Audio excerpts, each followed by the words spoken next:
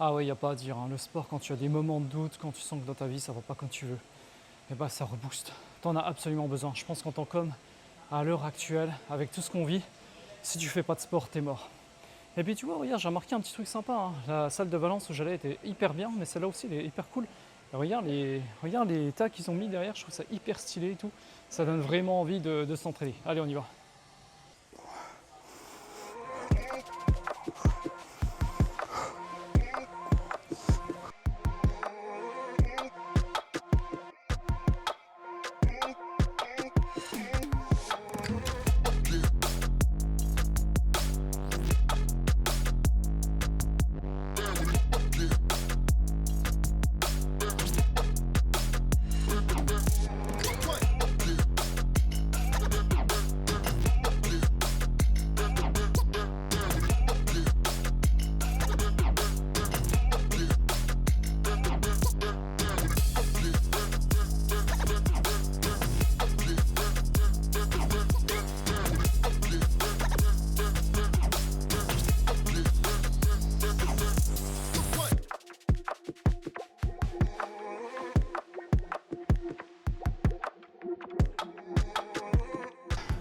Tu vois, moi j'aime bien terminer mes séances par les lombaires, parce que quand tu fais des exos comme ça de tirage, tu as tendance des fois à faire des faux mouvements et à creuser le bas du dos. Et il faut penser à renforcer ses lombaires justement pour être plus puissant en bas du dos. Et comme on est souvent assis derrière nos ordis, maintenant qu'on fait des métiers sédentaires, c'est important d'avoir un dos qui soit bien musclé. Allez, je termine par ça. Puis après on ira en ville. Je te montrerai un petit peu ce que je compte faire dans mes projets.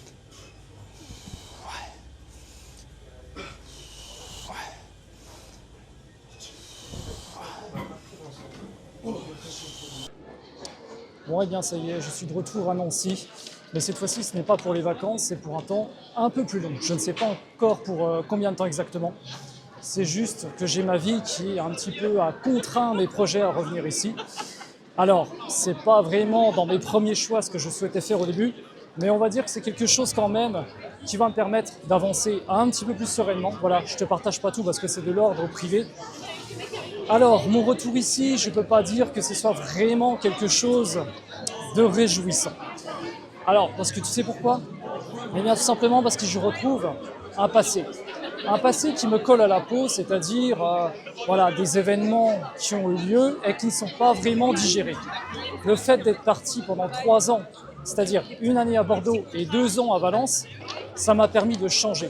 Ça m'a permis de prendre des risques et vraiment d'avoir une autre vie. Quelque chose que je voulais depuis déjà un certain temps, c'est-à-dire une certaine indépendance, une envie de voir d'autres décors, d'autres paysages, d'autres personnes. Alors à Bordeaux, c'est vrai que j'ai quand même eu un certain épanouissement. J'ai rencontré des gens très sympas et mes 2 ans à Valence, malheureusement, c'était moins sympa. Et pourtant, qu'on m'avait dit qu'à Bordeaux, tu verras, les gens sont plutôt froids. Et ben moi, c'était l'inverse. À Bordeaux, j'ai vraiment eu finalement plus d'épanouissement qu'à Valence. Tu sais, je pense que peu importe la distance que tu prends avec ton passé, c'est-à-dire une distance au niveau temps ou au niveau géographique, il te rattrape toujours. D'ailleurs, c'est un petit peu l'idée que j'avais fait dans ma petite vidéo cette semaine, qu'on ne se débarrasse pas de son passé comme ça. En fait, ton passé, il fait partie de toi, mais il faut l'accepter. Et l'accepter, c'est la partie, je dirais, la plus difficile pour chacun d'entre nous. Mais si on n'accepte pas notre passé, on ne peut pas plonger vers l'avenir. C'est pas possible. D'ailleurs, ça me rappelle une histoire que j'ai lue dans un livre. En fait, tu vois, c'est un jeune homme, qui a eu un père boulanger, et lui ne voulait pas à tout prix se retrouver aussi en boulangerie. Donc il a tout fait pour éviter le schéma de son père. Alors il est parti de sa petite ville de Bourgogne pour s'installer à Paris et faire des études d'art. Et là, il a très bien réussi sa vie. Il est devenu manager dans une start-up. Voilà, il était très reconnu dans son travail, etc. Mais au bout d'un moment, il ne s'y retrouvait plus. Il n'y avait plus de sens dans ce qu'il faisait. Il enchaînait les réunions, il enchaînait les mails, mais il se dit, mais qu'est-ce que je fous là, quoi? C'est pas possible, c'est pas ma vie. Et vers la trentaine, donc à peu près 10 ans après son changement de lieu et son changement de travail, eh bien, il est revenu sur ses terres d'origine pour reprendre la chaîne donc, de son père, sa boulangerie. Mais le truc, ce qu'il n'avait pas compris au départ, c'est que on peut très bien retourner sur ses pas d'origine, mais le transformer à sa sauce. C'est-à-dire que son père, lui, il était plutôt au fourneau, et lui, il voulait plutôt un aspect commercial dans la boulangerie. Donc, grâce à ses études d'art, aussi en graphisme, eh bien, il a pu reprendre la chaîne familiale, faire des accords de livraison que son père ne voulait absolument pas faire. Il a racheté plusieurs petites boulangeries et il a été très apprécié, donc, ce jeune homme ensuite, parce qu'il a osé prendre, voilà, accueillir à bras ouverts son passé. Et je pense que pour chacun d'entre nous, c'est vraiment là la partie qu'il faut travailler, c'est réussir à prendre à bras ouverts son passé pour construire un meilleur futur. Tu vois, la chose que je craignais en revenant ici, c'est-à-dire sur mes terres d'origine, eh bien, c'est tout simplement de revenir à mon ancienne version de moi-même, une version qui ne me convenait pas. Une version de, voilà, de quelqu'un plutôt d'assez timide, qui n'ose pas aller de l'avant, qui subit beaucoup sa vie. Et c'est vrai qu'en reprenant la route pour revenir ici, eh bien, j'ai eu l'impression, si tu veux, de remettre cette ancienne peau. Comme si tout le travail que j'avais effectué pendant 3 ans était parti littéralement à la poubelle. C'est comme si j'étais dégommé. J'avais une tête vraiment mais démoralisée et je n'avais même plus envie de faire, figure-toi, de vidéos. Je me dis c'est bon, j'arrête YouTube, j'arrête les réseaux, je vais faire comme tout le monde, je vais, bah voilà, parce que la vie elle est dure. Hein. Je vois ma mère qui travaille dur, je vois ma mère qui est salariée depuis tant de temps. Et la vie, en fait, c'est pas des miracles, c'est pas comme on croit qu'elle est. Toutes ces notions de liberté financière et géographique, ça vend du rêve, mais finalement, je ne crois pas que ce soit pour moi. Et puis après, je me suis regardé dans le miroir et je me suis senti un petit peu comme, tu sais, mort. Comme si l'étincelle qu'il y avait au fond de mes yeux commençait à disparaître, à ternir. Et je me dis, mais c'est vraiment ce que tu veux de ta vie finalement? Tu veux vraiment supprimer ta chaîne YouTube, donc un travail de 2 ans. Tu veux vraiment supprimer tout ce travail effectué, foutre en l'air aussi ta promesse, la vidéo que tu as faite, comme quoi tu as dit que tu n'abandonnerais pas YouTube. Donc là, tu es en train de contredire tout ce que tu as dit, tu es en train de trahir ton identité pour finalement revenir à une vie d'avant et tu sais très bien que tu vas finir dans le mur. Alors, j'ai tapé d'un poing sur la table parce que je sais que la seule manière de m'en sortir, c'est de faire ce que je fais là. C'est de m'exposer régulièrement. C'est de rencontrer des gens le plus possible. C'est d'oser d'aller de l'avant et c'est surtout d'y croire encore et encore, malgré les critiques, malgré les moqueries. Il faut y aller. Il faut absolument y aller. Parce que je sais qu'à l'heure actuelle, un seul travail, de toute façon, il y a beaucoup qui le disent, mais oui, ça ne suffit plus. Il faut absolument pour moi des revenus secondaires et il me faut absolument cette liberté, parce que sinon cette vie ne vaut pas la peine d'être vécue. Si c'est juste pour subir, à quoi ça sert d'être là? À quoi ça sert d'être sur Terre? Tu vois? Mais finalement, je vois que le travail a payé, parce que tu vois ce que je suis en train de faire là, en pleine rue, il y a plein de gens qui passent à côté de moi, et ça ne m'affecte plus du tout. Donc il y a eu un gros travail de fait là-dessus. Allez, on va se poser un petit peu dans un bar, puis je vais te montrer ce que je fais en projet justement pour y arriver. On va essayer de documenter tout ça un peu plus proprement, vraiment de rentrer dans le concret et pas juste faire des vidéos de spectacle. Bon allez, maintenant on va rentrer dans un bar, je vais te montrer un petit peu ce que je fais en termes de projet, comment je m'organise aussi. Et il est temps aussi de traiter un petit peu la partie trading, chose que je ne voulais pas parler au départ, mais que je pense ça peut ajouter un petit plus à ma chaîne. Donc on va voir un petit peu mes moments de galère, mes prises de position, etc. Ça, ce sera un 3e pilier, donc le fameux 3e pilier qui va s'ajouter à l'écriture de texte, au tournage de vidéos. Et il y en aura bien un des 3 qui va marcher. Il faut continuer. Hein. Il y en a qui arrivent. Donc pourquoi pas moi et pourquoi pas toi? Pourquoi tu ne ferais pas partie des 2% si tu continues de travailler, si tu continues d'y croire? Parce que ceux qui arrivent, c'est ceux qui continuent. Ça ne tombe pas du jour au lendemain, hein, tout simplement. Allez, on rentre.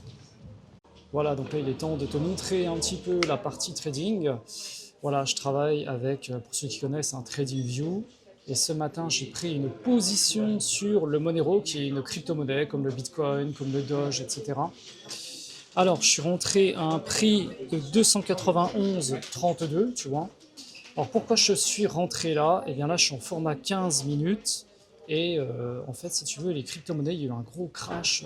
Ceux qui n'ont pas suivi, il y a eu un gros crash des crypto-monnaies, le Bitcoin, tout ça qui s'est cassé la gueule. Et voilà, pour moi donc ce week-end, je pense qu'il va y avoir un petit retracement, donc j'en profite. Par contre, pour la semaine d'après, je ne sais pas ce qui va se passer, s'il va continuer sa chute ou bien on va avoir une remontée. Fait est dit que là, si tu veux, je me suis mis en format 15 minutes et j'ai repéré quelque chose qui m'avait bien plu. C'est pour ça que je suis rentré en position, que j'ai mis un petit lot 0.01. Tu vois, regarde, là il a atteint un point qui est très très bas ici. Là, il a tenté de rechuter vers le bas. Il y a une petite zone d'accumulation. Alors, je ne connais pas vraiment encore, attention, le trading. Ne prenez pas les conseils comme comptant, mais j'ai des petites notions. Je commence à me former de plus en plus. Et là, j'ai attendu, si tu veux, voilà, que le prix se retrace ici. Pour moi, il avait stoppé la chute là. Donc, je suis rentré un petit peu au-dessus. Et dès que j'ai vu que la courbe commençait à bien monter, eh bien, j'ai tout de suite placé le SL. En fait, ça veut dire, en anglais, stop loss, c'est-à-dire on arrête les pertes. En gros, quand tu prends une position en trading, tu dis, bah voilà, moi, si jamais le marché vient se retourner, je ne veux pas que ça aille en dessous de ça. Donc si tu le places juste devant là où tu es rentré, tu n'as pas de perte. Donc moi, c'est comme ça que j'ai joué. J'ai attendu bien sûr que la courbe monte un peu plus, parce que le problème, c'est que si tu le mets trop tôt, il y a souvent des retracements dans le trading. C'est-à-dire que la courbe, elle ne fait pas une ligne droite comme ça. Tu vois, elle fait des petits trucs comme ça fait un petit peu des montagnes comme un... Tu sais, comme dans le jeu le tyrolien, là, ça fait ça, ça fait ça, ça fait... Voilà, t'as compris. Et bah, en attendant un petit peu, j'ai protégé mes gains et j'ai pris le TP ici. Pourquoi je l'ai pris là? Parce que là, j'ai vu qu'il y avait une zone aussi pareille d'accumulation et je n'étais pas sûr qu'il allait la passer. C'est vrai que j'aurais pu me permettre d'attendre un peu plus, mais comme je n'ai pas eu une bonne semaine, et ben, j'ai préféré prendre les gains que j'avais tout de suite et m'arrêter. Donc là, tu vois, ce matin, j'ai pris la position, il devait être 9h ou 10h, je crois, un truc comme ça. Ouais, dans les zones là. Là, à l'heure où je tourne la vidéo, il est 15h45. Et tu vois, il aurait pu ouais, aller jusque-là. C'est là que je visais au départ, mais j'ai pas osé y aller. Et là, je pense qu'il fait un retracement pour repartir ensuite à la hausse. Je pense qu'il va faire ça. On verra si mes pronostics sont bons.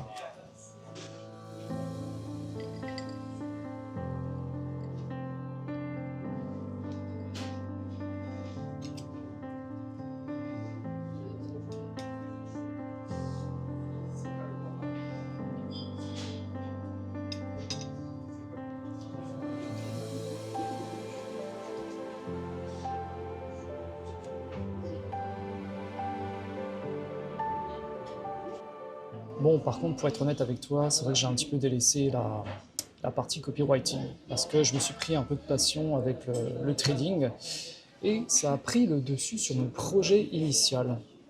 Je ne sais pas si c'est une bonne idée parce que le trading c'est très aléatoire, ça ne garantit pas des revenus réguliers, tu vois. Si le marché te donne des opportunités, que tu prends les bonnes positions, bah là tu peux faire des gains, mais tu peux aussi te cracher. Alors que le copywriting, dès que tu avances dans ton business, que tu commences à être reconnu, tu commences à avoir plus de clients, pour moi, ce serait une partie plus sérieuse à étudier. Donc je pense qu'il y a une petite erreur d'aiguillage pour moi, mais j'ai eu un petit peu voilà, une sorte de passion pour le trading aussi. Il faudrait que je le mette en deuxième plan derrière le copywriting, c'est-à-dire m'assurer le business copywriting, déjà, tu vois, et puis ça, en second plan, des revenus un petit peu passifs, ne serait-ce que se faire 100, 200 balles par mois pour commencer. Ne pas être pris dans ses émotions, je pense que ça c'est le pire. Parce que tu sais, il y a eu aussi une montée folle là de l'or jusqu'à très récemment. Et puis vendredi, malheureusement, j'ai pris position sur l'or au moment où l'or commençait à chuter. Tu sais pourquoi? Parce que les tensions au niveau de la Chine et des États-Unis, donc Trump a réussi un petit peu à apaiser le jeu, ce qui fait que l'or malheureusement a baissé. Et moi qui m'étais promis de ne plus rentrer sur l'or, parce que quand je suis là-dessus, j'ai vraiment les émotions qui partent dans tous les sens, bah, au moment où j'ai décidé de rentrer dedans, l'or a fait une chute vertigineuse. Moi au début je pensais qu'il allait juste, tu vois, recalculer comme d'habitude, donc rentrer une position basse pour qu'il fasse un rebond. Mais malheureusement ça n'a pas été le cas. Il a continué sa chute. Tu vois, je vais te montrer sur l'écran. Donc là, on passe, tu vois, maintenant sur la courbe de l'or. Donc là, pour la première fois, il a fait vraiment une dégringolade pas possible. Bon là, il a tendance à un petit peu accumuler en bas, peut-être pour remonter pour la suite, quoique là, il va y avoir encore des discussions entre Trump et la Chine, donc rien n'est garanti.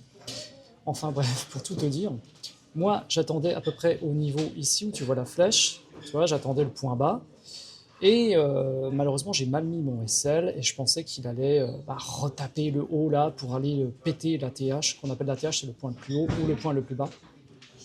Et finalement, comme j'ai pas passé mon SL, et ben non, il s'est cassé la gueule jusque là. Regarde, moi, il a vraiment perdu, mais tu vois, on est passé de 43,80 à 41,86. Donc là, ouais, c'est une sacrée dégringolade, quoi. Voilà, donc là, j'ai laissé une position ouverte à peu près dans cet amas-là. On va voir si ça va reprendre la montée, je ne sais pas. En tout cas, j'ai pas mis un gros SL, donc là, si je perds, ce sera pas beaucoup. Mais voilà, j'espère que ça va bien marcher pour la semaine prochaine. Et voilà maintenant sur la partie donc copywriting, on est sur mon LinkedIn. Donc au minimum, j'essaie de faire un post par semaine, donc pour faire un petit peu part soit d'histoire personnelle, de problématiques, etc. Apporter un petit peu des solutions. Donc là, tu vois, je suis un petit peu une sorte de storytelling. À Valence, j'ai fait la connaissance d'un jeune homme qui voulait se lancer avec moi sur les réseaux sociaux. C'était l'été 2023, tu vois. J'essaie un petit peu de rentrer dans des faits de vie que je pense qu'ils peuvent apporter quelque chose aux gens qui regardent ce que je fais. Et aussi ce que je fais d'autre qui est pas mal, un post qui a pas trop mal marché avec 390 impressions. Donc ça, tu vois, parce que moi, je tourne aux alentours des 100-200. Et quand tu regardes sur ton nombre d'impressions, ce qui est intéressant sur LinkedIn, c'est que tu peux voir qui regarde ton post. Donc là, par exemple, on a Premier Emploi, Paris, des entreprises d'environ entre 1001 et 5000 employés. Et tu peux même aller un petit peu plus loin, je crois, si tu cliques là. Regarde, là, ça aussi, c'est intéressant. Tu vois que, par exemple, ceux qui me regardent le plus, enfin, qui ont plus regardé ce post avec le carrousel, ça se situe dans cette tranche-là, 1001 à 5000 employés avec 15,6%. Et tu vois les lieux, il y a Paris, Lyon, Nancy, Metz et même Rennes. Tiens, c'est la première fois que j'ai Rennes. Les secteurs, etc. Donc là, c'est vraiment bien et ça me donne une idée de ce que je dois continuer à faire comme type de poste.